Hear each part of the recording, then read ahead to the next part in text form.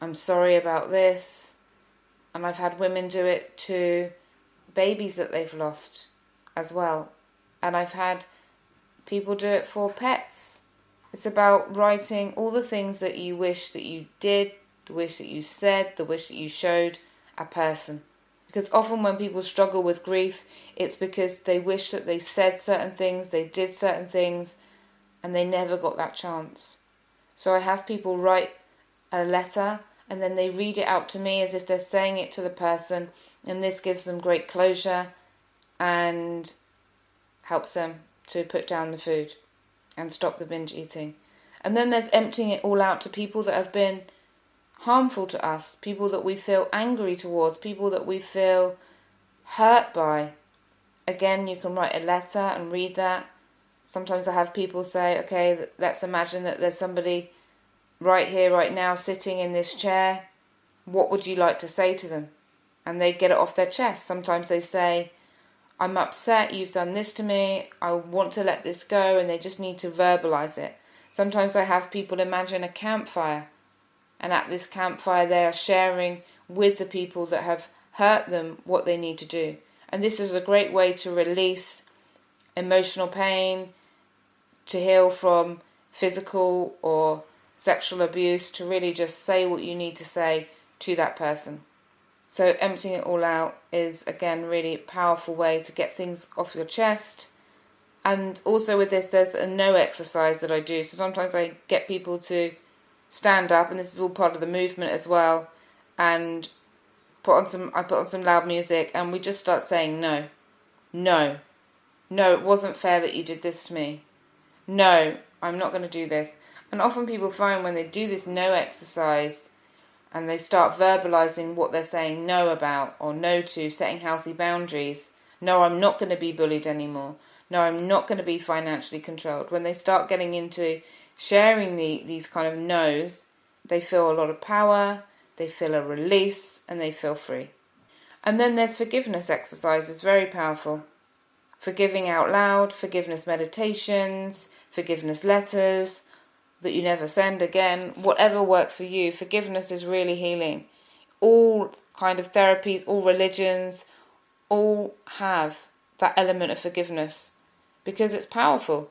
And forgiveness is a gift you do for yourself. It's a gift you give to yourself to no longer carry the past with you. And sometimes people say to me, Nicola, I can't forgive this. I'm struggling to forgive. And so I say to them, can you forgive the soul of that person? Or can you ask yourself if you're willing to begin to forgive? And most people say to me, yes, I'm willing to do that. And this is how we start that transformation. And then the next is self-forgiveness. Forgiving yourself is equally important. Regret is repeated resentment against yourself, and we all know how damaging anger and resentment can be to hold into the body. So this is really key. Some people, to heal and feel the feelings and to release them, have a burning ceremony where they write out all their feelings that they want to let go of, everything that's on their mind, and then they burn the paper and maybe say a prayer or intention to let them go. And then there is self-love, which is my favourite. Self-love actions to release the emotions, to love and comfort yourself, to soothe yourself. I like to say to people, treat yourself as if you have the flu. And by doing that, I mean putting on a feel-good movie, giving yourself a break from work, switching off your phone, putting on healthy food, having no work expectations of yourself or no chores to do, just allowing yourself to just be in the moment, looking after yourself, nurturing yourself. It's a lovely thing to do to release and heal from these emotions. Then there's inner child work, and that's loving that little you. Loving that you that was hurt. And this can have amazing results. Loving yourself when you realize that you're being triggered by things that have happened in your past. Often when I feel I'm unlovable, it's because of the incidents where I was bullied as a child. And then I give myself that love, or I surround myself with people that love me as an adult. So I get that love and I feel that love rather than isolating myself and eating. Then there's art therapy. This can work wonders for some people who love to be creative, drawing, painting, colouring, how you feel. And even if you're not artistic, just being creative and just letting things come out spontaneously on the paper that needs to come out can help release the feelings. And then there's colouring therapy. A few years ago on Amazon, all of a sudden colouring books were the most highest sought books. And years before, no one was doing that colouring. And it's been proven to have calming effects on the mind, kind of like a meditation. And then there's writing it out, journaling, which can be really therapeutic for some people. Writing out the story of how you feel and what you want to happen instead. Others find writing a blog can be really effective of their journey with food, their relationship journey, other journeys, just to let it all out. And some people don't find writing it out helpful. They find it can make things worse. So you have to work out what works for you. Some feel their feelings and heal their feelings, getting that emotional connection with the pet, sharing with a pet how they feel, and getting that unconditional love from a pet. And the last thing you can do to feel the feelings is really to ask yourself what is missing and taking action with this. So we're going to do that together now. Asking yourself, after you've chosen whatever one of those is good for you, and if you're interested in meditations, in self-love, then I do have my Healthy Eating Hypnosis and audio program, again on my website. My self-love audio program, again, easily can be found on my website, nicolabeer.com. And these are short courses that really help you to start loving yourself, to start eating healthily and loving your body. So after releasing in whatever way is best for you, the next part is identifying other daily or weekly actions to help you tackle the issue, or to add more fun into your life, more laughter into your life. And a great way to identify what action to take is to ask yourself, is something missing in my life? It's worked for me countless times, and for those that I support. Is something missing? Is it close friendships, companionship? Is it family connection? Is it laughter, affection, attention, engaging conversation, perhaps hobbies, time off work? Am I lacking or missing variety? Am I missing or lacking routine? Am I missing or lacking appreciation? What is missing? These are just some of the examples. Once you figure out what is missing, then it's about focusing on how you can give yourself what you seek most. How you can be the solution for you. Do you need more relaxing nights? Do you need a massage? Do you need new hobbies? Do you need companionship and connection with somebody? Do you need different ways to relieve stress? Do you need to change something big in your life? Do you feel perhaps your life doesn't have enough meaning, enough contribution, enough growth? Really thinking about that can be really powerful as well to help you feel the feelings and address the feelings. And there's so much I could go into here, and obviously if we were working one-on-one, we could explore that in a lot more detail. I do offer a 20-minute peaceful eating session, which is really about exploring your relationship with food and how I might be able to help you, whether it's something that I can suggest you go and do that's not with me, whether it's something with me, whether it's something you can do on your own. If you'd like to explore that with me, again, go to nicolabeer.com and you can find a time to book that. The last thing I will say, to really have a great change with the way that you eat and stopping eating late at night, is to change the routine.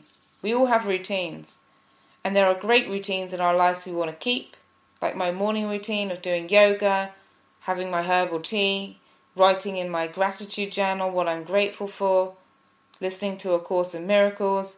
This routine sets me up for the day. I wouldn't change that for anything, unless I obviously had to.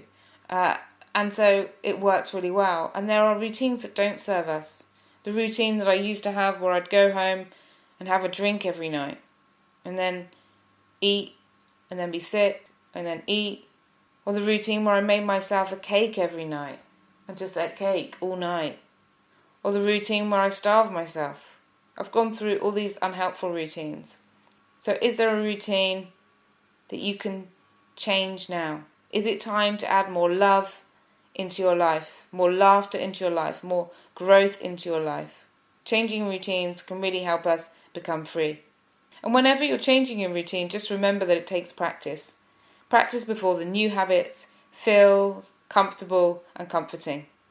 So stick at it and get some motivation support if you need to. As I mentioned, for ages I used to eat at night in front of my laptop.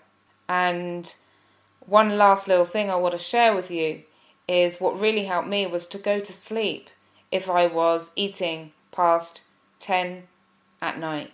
Because I realised that often I was eating at 10, 11, sometimes 12 at night. Imagine that, just eating just before you're going to sleep.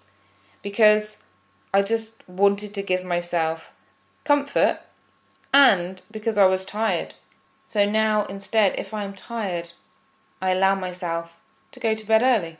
And I play one of my meditations, hypnotherapy tracks, whether it's on I love and give my body healthy food, which is a lovely affirmation to listen to before you go to sleep, because then the next day when you wake up, you eat healthily. Many people find that. Or whether I also listen to one's Forgive and Let Go, hypnotherapy, which can be good if you've got some anger towards a situation or somebody, or to boost your self-esteem.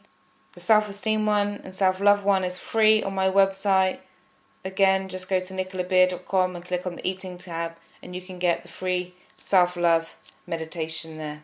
So from my heart to yours, whatever happening in your life right now, I just want to say that it can be changed. I'm still amazed today how I can eat my meal at 7:30 in the evening and then not eat after that. I used to think that is a normal eater and I would never be able to do that. And now I can. Transformation is possible. You can use any of those methods that I've given you for transformation. Pick one that works for you. And if you'd like to explore working with me, then I have created a 3-session package now on my website, because a lot of people were saying to me that they really want transformation, but they can't afford weeks and weeks and weeks of therapy. And I do have the audio programs if you're not ready for one-to-one, or even one-to-one work is a bit of a stretch for you right now. I want you to take away from this as well that change is not only possible, but that you are loved. I love you with all my heart. And I know that might sound a bit far-fetched for you to believe that I love you, but I really, really do. I love anyone that is brave enough to look at themselves and to listen to these audios. I love people who are also not quite ready yet to do that. Because I know what it is like to use food to act out, to feel out emotions. It's a horrible, lonely place to be. And I love everyone that is going through that. I really do. And I really hope that you feel my love and you feel my energy and that you know that you are loved by this universe, even though it may not feel like it at times. Even though you may feel so far from love, struggling. So from my heart to yours, I wish you a wonderful day wherever you are, or evening if it's evening time, and a great week ahead. And I've got so much more love to share with you and loads more podcasts coming up. So do stay tuned and subscribe to the show to get them. Thank you for listening to Emotions and Eating with Nicola Beer. To book your free eating strategy session with Nicola, get the free eating support audio or donate. If you have enjoyed the show and want to help keep the show flowing, visit www.nicolabeer.com, where you can also find out more about her new system that has helped hundreds of men and women to change their relationship with food and their body, so they experience more peace and love in their life. We wish you an amazing love-filled day ahead.